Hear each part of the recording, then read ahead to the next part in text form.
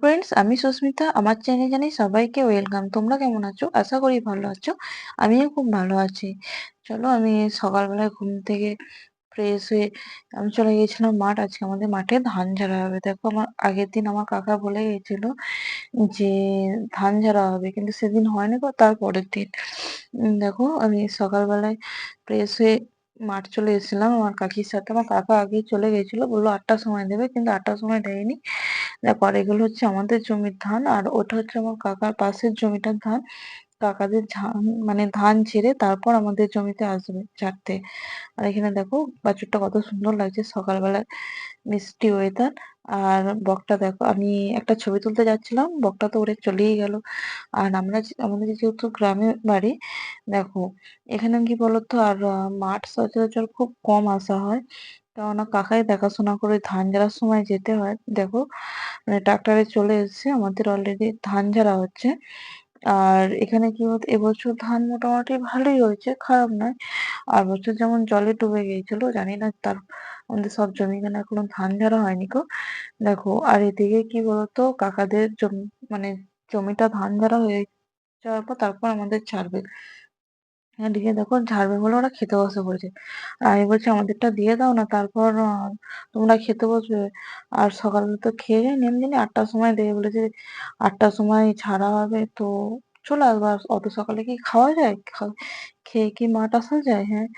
দেখো, আর এদিকে মানে কি বলবো, আমার সেদিন জানো তো বোনপুরার কাছে যাওয়ার কথা ছিল। আর প্রত্যেক উইকে, মানে সপ্তাহে একদিন বোনপুরে যেহেতু মিশনে পড়ে, একদিন দেখা করতে দেয়। আমাকে ফোন করে বলছে, মাসিমণি তুমি কি আসবে না? আমি বলছি না রে। আর যেহেতু এখন একটু বুঝতে শিখেছে, আগে না না গেলে এত কান্নাকাটি করতো, সেই কেঁদে কেঁদে জ্বর চলে আসতো, আবার তারপরের দিন আমাকে ছুটতে হতো। আর আমার কাকা এদিকে দেখো বস্তা ধরছে, আর আমি না এক বছর আমাদের মাঠ থেকে ধান চুরি হয়ে গেছিল, ওই জন্য ওর কারণে সব বস্তাগুলো মানে নাম লিখে নিয়েছি। আর কি বলতো, প্রত্যেকবার মানে সেবার কি হয়েছিল তোমার, মানে ধান ঝাড়া হয়ে গিয়েছিল, যে আমার কাকা বললো যে তুই আর থাকতে হবে না, তুই চলে যা। সে বছর আমাকে মানে শিয়ালে তাড়া কাটিয়েছিল, সেই জুতো ওড়না ফেলে দিয়ে ছুট মেরেছিলাম। দিয়ে তারপর ট্রাক্টরে করে যখন আমার কাকা বাড়ি আসছিলাম, তখন ওই জুতো ওড়না কুড়িয়ে নিয়ে এসেছিল। আর এসে দেখছি আমি স্নান করছি, তো 8টার সময় সে বছর, আর বছর তার আগের বছর। দিয়ে আমি মাকে বলছি, মা ধান তো আমি গুনিয়ে এসে আর একটা বস্তা মিসিং কেন? মা বলছে, তুই ঠিক করে বলছিস? আমি বলছি, হ্যাঁ আমি মাঠে ছিলাম, আমি জানবো না? দিয়ে তোমার তারপর থেকে মানে ধান ঝাড়া হলে, ঝাড়া হয়ে যাওয়ার পর ট্রাক্টরের সঙ্গে একবারে বাড়ি চলে আসছি। সে বছর ধান চুরি হয়ে গেছিল, মানে কি বলবো, আর এত মনটা খারাপ সেই সারাদিন। এবারে দেখো ধানগুলো মোটামুটি খারাপ হয় না, ভালোই হয়েছে।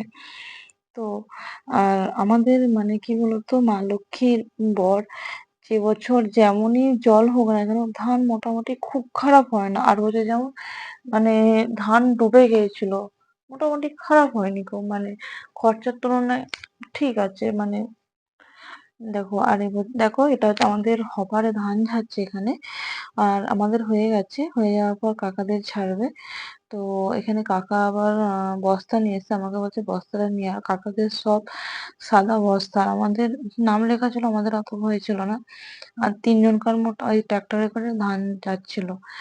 দেখো, আর কাকা বলছিল কম মিনিট হলো, আগের জমিতে আমি, তুমি আমাকে বলেছিলে কম মিনিট হলো, তো বলছে এবারে তাহলে দেখবে। আমি বলছি, ঠিক আছে এবারে মিনিটটা দেখবো।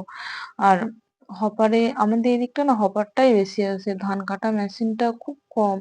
মানে সবার কার তো রাস্তা হয় না, আর ওই রাস্তার ধারে যে মানে অনেকের তাড়াতাড়ি রাস্তা হয়ে যায়, তো তখন বড় মেশিন আসে।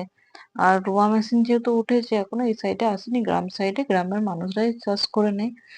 দেখো, আর আমি ধান ঝাড়া হয়ে গেছে, চলো আমি ট্রাক্টরে চেপে পড়েছি। দিয়ে বলছে, তুই কোথায় যাবি? আমি বলছি, আমি বাড়ি যাবো। আমি আবার হেঁটে হেঁটে যাবো নাকি? দিয়ে আমার কাকাকে বললাম, তুমি কি সাইকেল নিয়ে এসছো? বলছে, না সাইকেল নিয়ে আসিনি। তাই তুমিও চেপে পড়ো।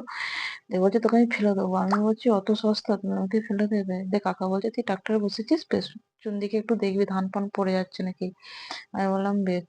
আর কি বলতো, বছরে দুবারই ট্রাক্টর চাপা হয় এই ধান ঝাড়ার সময়। ধান ঝাড়ার সময় দুবারই ট্রাক্টর চাপা হয়। আর দেখো, আমি ট্রাক্টরে চেপে বাড়ি চলে যাচ্ছি, আর খুব মজা লাগে এই বছরে দুবার ট্রাক্টর চাপার সুযোগটা পাই। মানে কি বলতো, সবসময় তো আর ট্রাক্টরে উঠি না।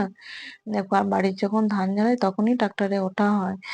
আর বাড়িতে যেহেতু দাদা ভাই থাকে না, আর চলে এসে, এটা হচ্ছে আমাদের ঠাম্মাদের বাড়ি।